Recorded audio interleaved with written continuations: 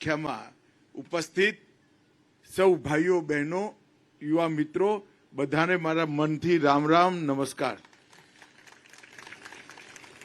મિત્રો આજે મારે કે બહુ લાંબુ ભાષણ નથી કરવાનું।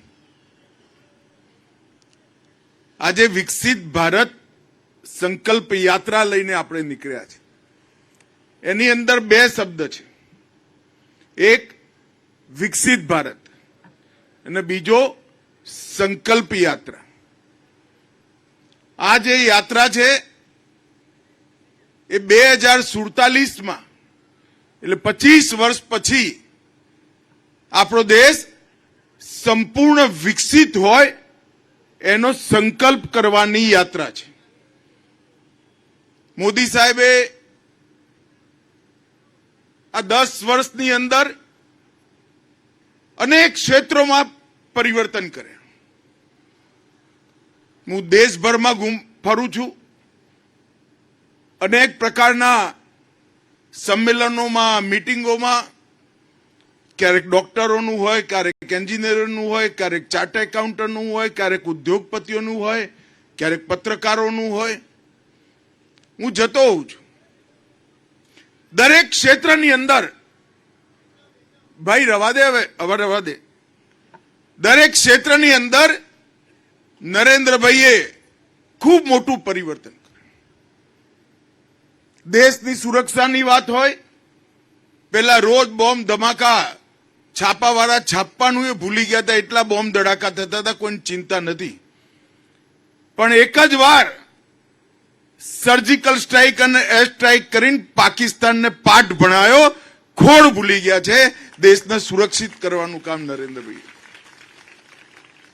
કાશ્મીરમાંથી ધારા 370 હટાઈ લેવાનું સ્વપ્ન સરદાર પટેલના ટાઈમથી, શ્યામા પ્રસાદ મુખર્જીના ટાઈમથી અધૂરું મોદી સાહેબે ફટાક કરીને પૂરું કરી દીધું। કેટલાય લોકો એવા હતા દેશમાં, 550 વર્ષથી આપણા દેશમાં ભગવાન રામ તંબુમાં રહેતા હતા, મંદિર નતું બની શકતું। નરેન્દ્રભાઈએ મંદિર બનાવવાનું કામ પણ ચપટી લગાડતા પૂરું કરી દીધું।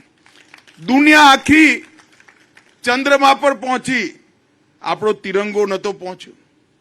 નરેન્દ્રભાઈએ ચંદ્રમા પર ચંદ્રયાન મોકલીને શિવ શક્તિ પોઈન્ટ પર તિરંગો ફહરાવવાનું કામ પણ નરેન્દ્રભાઈએ કરી નાખ્યું।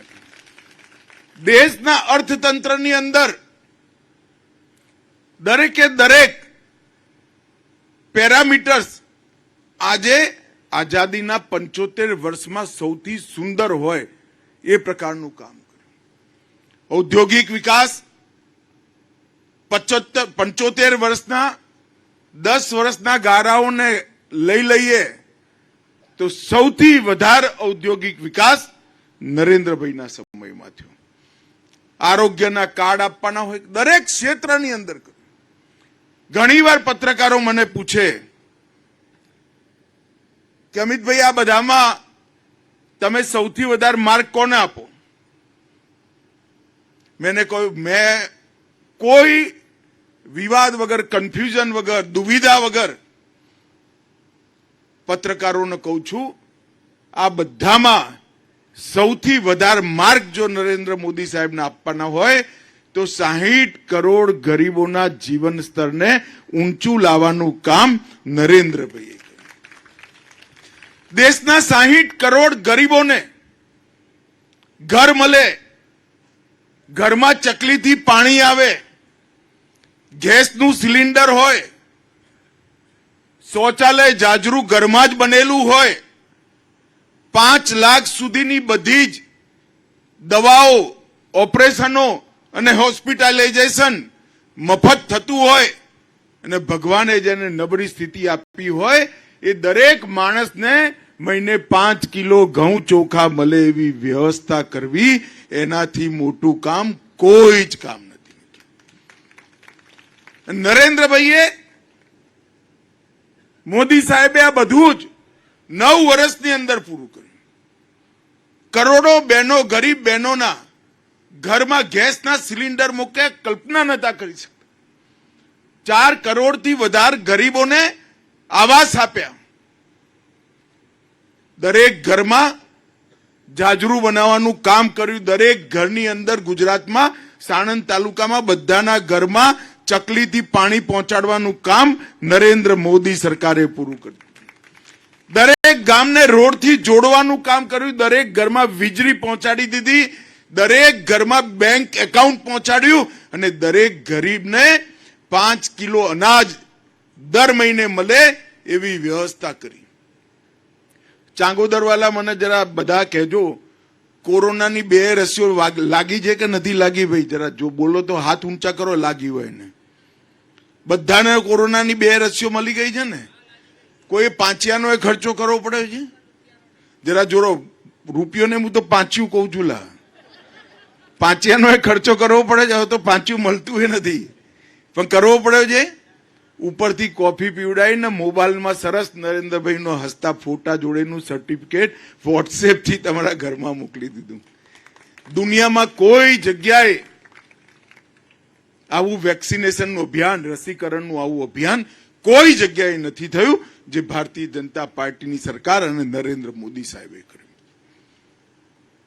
પરંતુ 75 વર્ષમાં આપણે અનેક ક્ષેત્રમાં ખૂબ આગળ આવ્યા, પણ દેશ આઝાદ કરવા માટે જે લોકોએ પોતાનો જીવ ગુમાવ્યો, 23 વર્ષના ભગતસિંહ હોય યા ખુદીરામ બોઝ હોય, હસતા હસતા વંદે માતરમ કહીને ફાંસીના માછડે ચડી ગયા.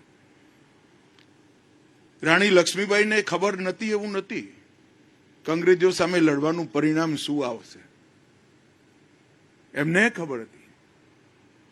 પરંતુ આ દેશને આઝાદ કરવાની ખેવના સાથે એમને લડત લડી. એ અત્યારનું ભારત બનાવવા માટે નતા લડ્યા. એ દુનિયામાં દરેક ક્ષેત્રમાં 1 નંબરનું ભારત હોય એવું ભારત બનાવવા માટેની આ લડાઈ હતી.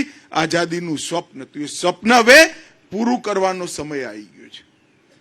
75 વર્ષ પૂરા થયા, 100 વર્ષ પૂરા થાય ત્યારે હું આજ વિશેષ કરીને જુવાનિયાઓને કહેવા આવ્યો છું, 100 વર્ષ જ્યારે દેશની આઝાદીના પૂરા થાય ત્યારે અમે બધા તો કદાચ નહીં હઈએ, તમે હશો,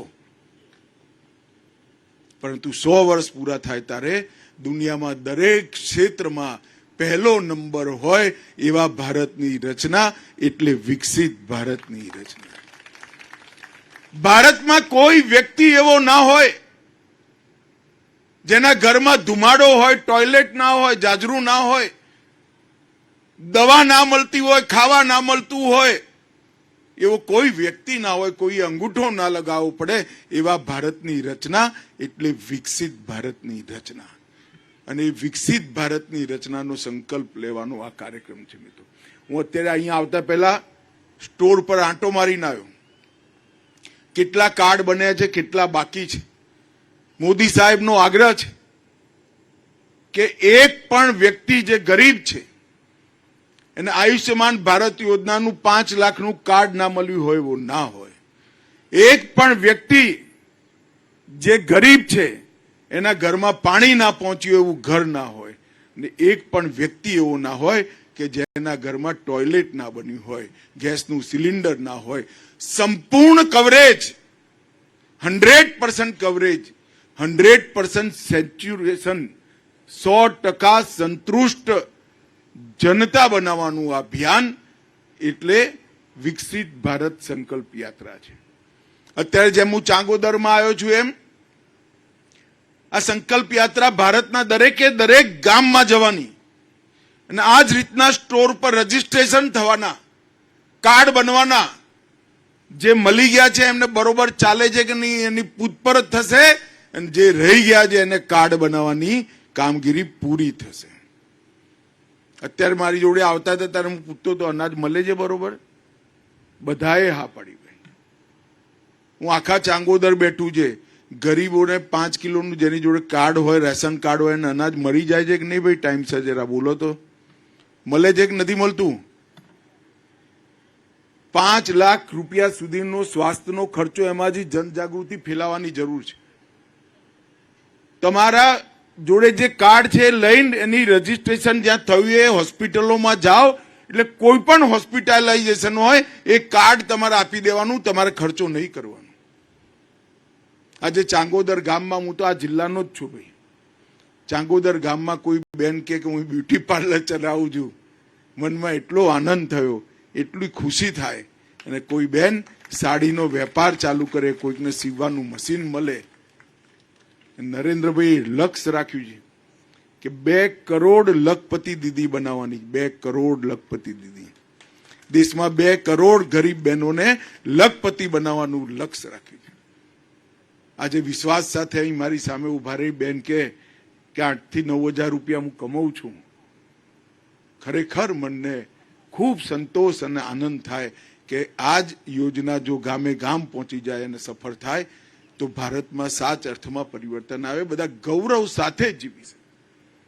આજે બેનને મહિને 8-9 હજાર રૂપિયા મળે, ડેરીમાં દૂધ ભરતા થાય અને બીજા રૂપિયા મળે, એમના જીવનની અંદર અનેક નાની નાની સમસ્યાઓનું નિવારણ થઈ જાય. 100% બાળકોને નિસારમાં દાખલો આપવાનું અભિયાન અને એ એસએસસી સુધી કમસે કમ ભણે એવી વ્યવસ્થા, આ બધી વસ્તુઓ આ વિકસિત ભારત સંકલ્પ યાત્રાની અંદર આવરી લીધી છે. અને હમણાં તમે મોદી સાહેબને સાંભળ્યા છે, આ જે બધી યોજનાઓ છે તમે માનીને ચાલજો, એ મોદી ગેરંટી છે. એનું 100% પૂરી થવાની પણ મોદી સાહેબની ગેરંટી છે.